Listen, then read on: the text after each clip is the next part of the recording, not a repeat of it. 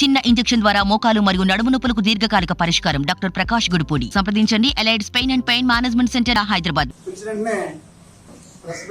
వచ్చినటువంటి పాత్రికేయ మిత్రులందరికీ కూడా నమస్కారాలు తెలియజేసుకుంటూ, నిన్న సండే కాబట్టి నేను కొంచెం మీటింగ్లో బిజీగా ఉండి ప్రెస్ పెట్టలేకపోయాను. మొన్న మన మాజీ ఎమ్మెల్యే కొండబాబు గారు కాకినాడ పట్టణంలో ఒక ఇష్యూ గురించి కొండను వేసి ఎలకన పెట్టేసి అన్నట్టుగా ఒక ప్రెస్ మీట్ పెట్టి చెప్పిందే చెప్పి తిరగేసి మరగేసి 10 నిమిషాలు ప్రెస్ మీట్ చెప్పి నేను ఎప్పుడు చెప్తూ ఉంటాను, చదువుకున్న ఓడతాడన్నా మాట్లాడచ్చు. నేను ఎప్పుడు ఒక విషయం చెప్తా ఉంటాను, చదువుకుని ఓడతాడన్నా మాట్లాడచ్చు, చదువు లేని ఓడతాడన్నా మాట్లాడచ్చు. ఇలా మధ్యస్థం ఉండిపోయినతోటి తెలియని సబ్జెక్ట్ గురించి మాట్లాడేసి నా మీద బురదేసేసి కొండను తవ్వి ఎలగన పట్టేసానన్న భావంతో ఏదో మాట్లాడి కాకినాడ పట్టణంలో ఒక సబ్స్టేషన్ కట్టడానికి, సబ్స్టేషన్ అంటే రెగ్యులర్ సబ్స్టేషన్ కాదు, 130 to 133 kVA సబ్స్టేషన్ అంటే సుమారు 5 ఎకరాలు కావాలి. ఆ సబ్స్టేషన్ కట్టడానికి గతంలో కలెక్టర్ గారి సమక్షంలో రాజకీయ పార్టీలు అందరూ కూడా జిల్లా పరిషత్లో మీటింగ్ తీసుకున్నాం.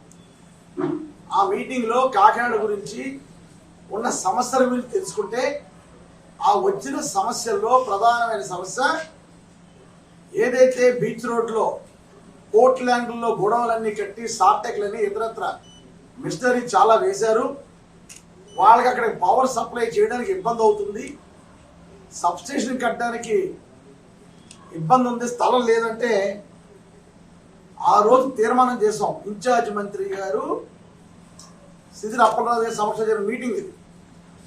ప్రతి నియోజకవర్గానికి మీటింగ్ జరిగింది ఆ రోజు. అప్పుడు అంటే సుమారు నాకు తెలుసు ఒక 8-9 months 10 months బ్యాక్ అన్ని నియోజకవర్గాలు కూడా ఇన్ఛార్జ్ మంత్రి గారి సమక్షంలో ప్రతి శనివారం ఒక్కొక్క నియోజకవర్గాన్ని మీటింగ్ పెట్టి సమస్యలు తెలుసుకుంటే, అందులో వచ్చిన సమస్య ఎలక్ట్రిసిటీకి సంబంధించి జగన్నాథపురంలో సబ్స్టేషన్ కావాలి, అదేవిధంగా ఇక్కడ పోర్ట్ ఏరియాలో సబ్స్టేషన్ కావాలని, పోర్ట్ ఏరియాలో పెద్ద సబ్స్టేషన్ కావాలని అడిగితే దాని మీద చర్యలు తీసుకోవడం మొదలుపెట్టాం.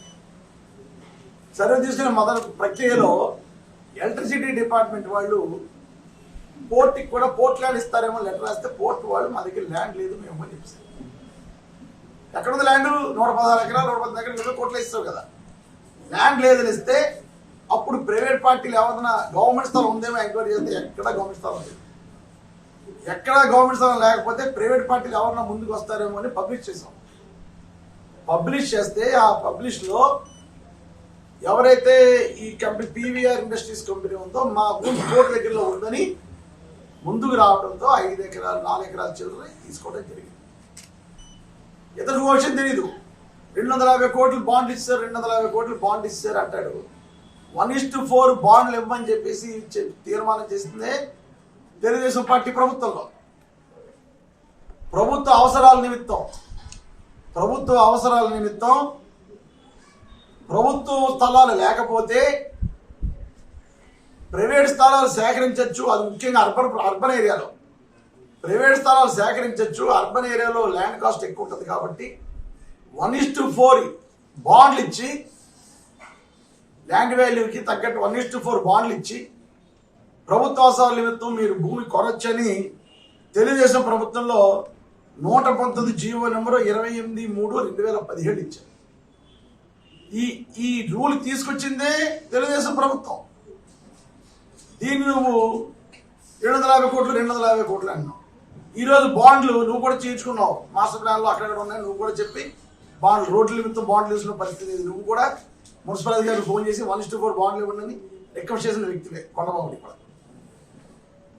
ఏదైతే ఈ బాండ్లు ఇస్తారో ఈ రోజు మార్కెట్ వాల్యూ ప్రకారం 30% 35% ఉన్నాయి.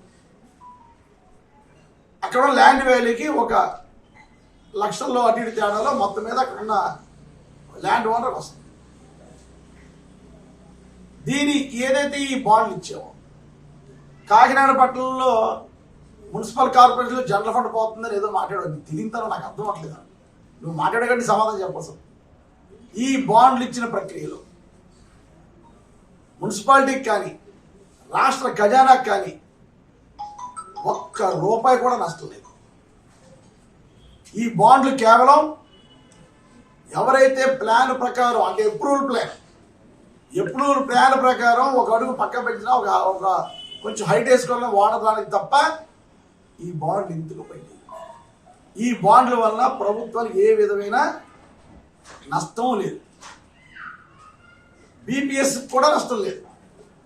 ఎవడన్నా బిల్డింగ్ కట్టే ముందే బాండ్లు సబ్మిట్ చేసి నేను 2 నెలలు లీవేట్ అవుతున్నాను లేదా కొంచెం పైకి వెళ్తున్నాను అని చెప్పి బాండ్లు అప్లై చేసి ఆ డివేట్ అయిన దానికి కూడా ఫీజు కలెక్ట్ చేయడం జరుగుతుంది. సో దీనివల్ల మున్సిపాలిటీకి రూపాయి నష్టం లేదు.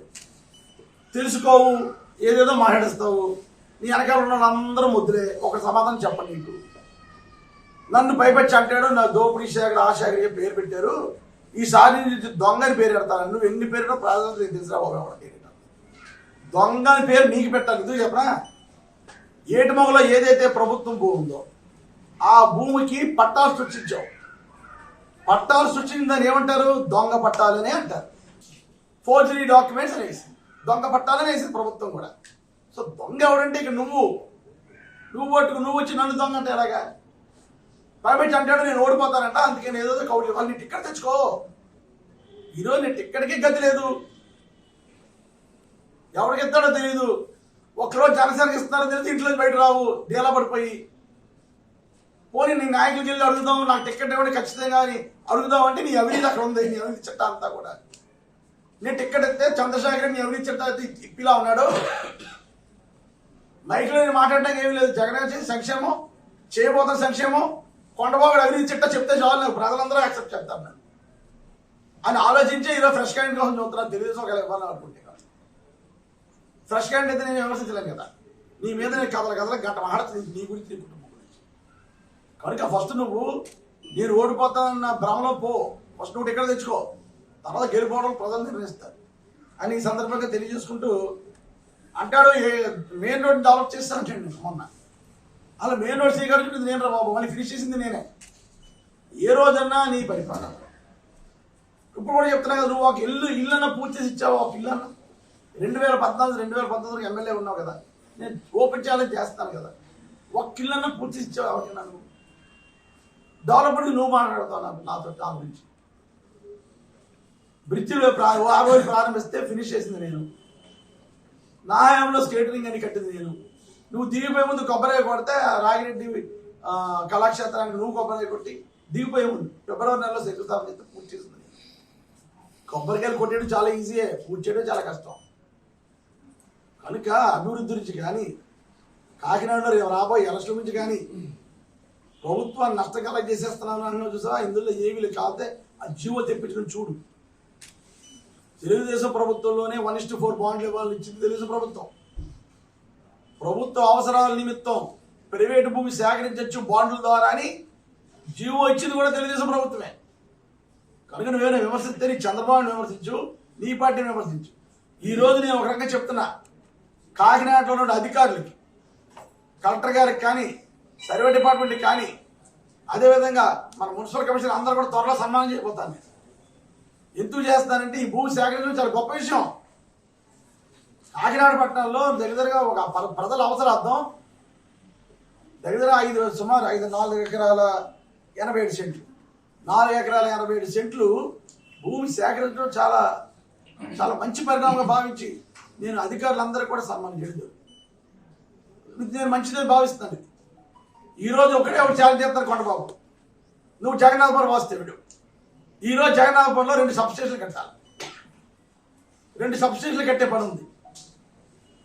ఒక్కో సబ్స్టేషన్కి 1000 గజాలు కావాలి. నేను నీకు ఛాలెంజ్ చేస్తున్నాను. ఈరోజు జగన్నాథపురంలో నేను కట్టాలని చూస్తే స్థలాలు దొరకలేదు నాకు. ప్రైవేట్ స్థలాలు ఎక్విజిషన్ చేసి తప్ప జగన్నాథపురంలో మున్సిపల్ ప్రాపర్టీస్లో, మున్సిపల్ ప్రాపర్టీ కాదు, ప్రభుత్వ స్థలం అనేది లేదు జగన్నాథపురంలో. సమ్మర్ వస్తే లో వోల్టేజ్ ప్రాబ్లం అవుతుంది జగన్నాథపురంలో. కనుక జగన్నాథపురంలో 2000 గజాలు కావాలి. 1000 గజాలు ఒక చోట, 1000 గజాలు ఒక చోట. దయచేసి నువ్వు ప్రభుత్వ స్థలం చూపించు. నువ్వు చూపించలే, నేను చూసా, నాకే దొరకలేదు. నువ్వు చూపించు. ఒకవేళ చూపించిన పక్షాలు ఏం చేయాలి? నేను ప్రజల కోసం లో వోల్టేజ్ సమస్య తీర్చాలి. ఏం చేయను? సబ్సిడీ కట్టకపోతే ఏం చేయాలి? 1:4 బాండ్లు ఇచ్చి ప్రైవేట్ స్థలాలు కొని నేను సబ్సిడీ కట్టాలి. ఆ జీవో ఇచ్చి ఈ ప్రభుత్వమే కదా. ఏమీ తెలియకుండా ఇష్టమైన మాట్లాడతావు. మాట్లాడే ముందు 2 సార్లు ఆలోచించుకుని మాట్లాడు. ఒక్కటి చెప్తున్నా, ద్వారపూడి చంద్రశేఖర్ అన్నాడు తప్పు చేయడు, అవినీతి చేయడు, ఇటువంటి యథాపాలు చేసే అలవాటు నాకు అవసరం లేదు. దొంగ ఎవడంటే దొంగ పాస్బుక్లు సృష్టించుకున్న నువ్వు దొంగవే. నువ్వు దొంగ అంటే సరిపో అన్ని పేర్లు ఏ పేరైతే నాకు పెట్టావో దాని 2 పేర్లు నీకు పెట్టగలను. కనుక ఒళ్ళు దగ్గర పెట్టుకుని ఉండమని త్వరలో టికెట్ ట్రై చేసుకో.